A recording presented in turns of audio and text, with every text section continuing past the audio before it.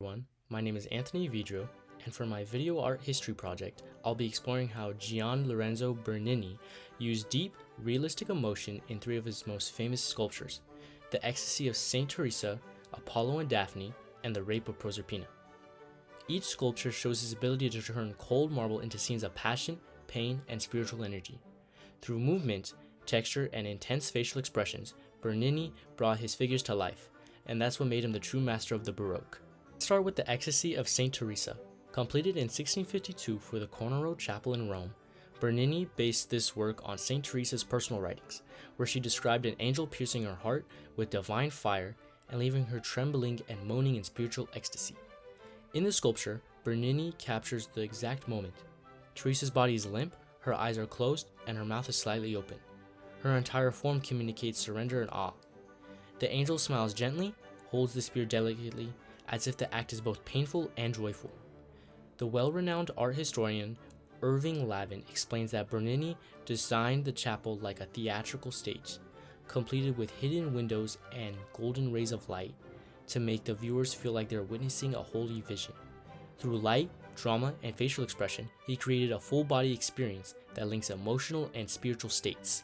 Switching from a religious story to a mythical one, Bernini's Apollo and Daphne is another perfect example of how he made marble feel alive.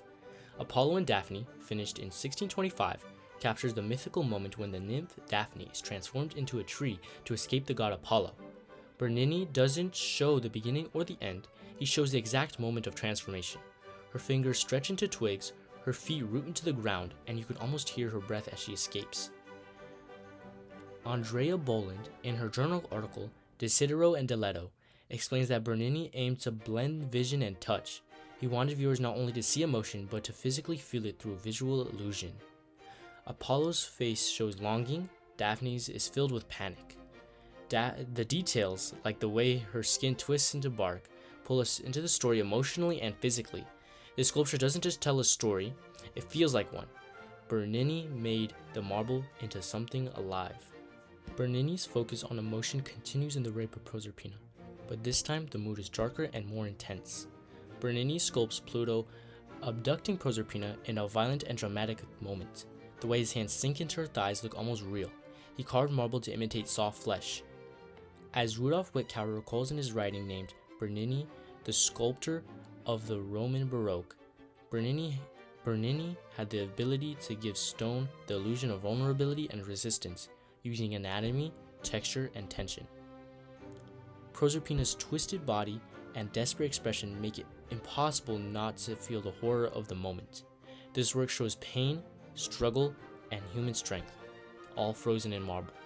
Across all three works, Bernini pushed the limits of sculpture by focusing on emotion.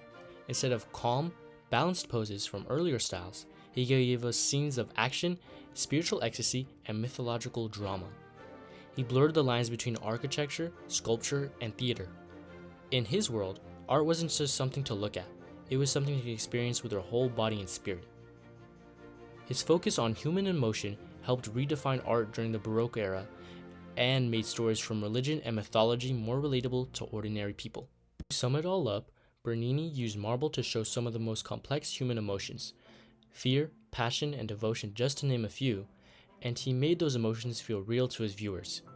His use of certain lights and shades, movement, and texture changed the way people saw art within the Baroque era.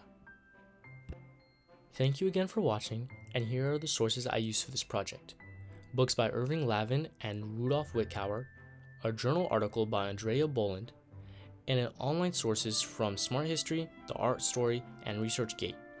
For a closer look, these sources will be in the description below to check out for more information. Remember to have a good day. Bye.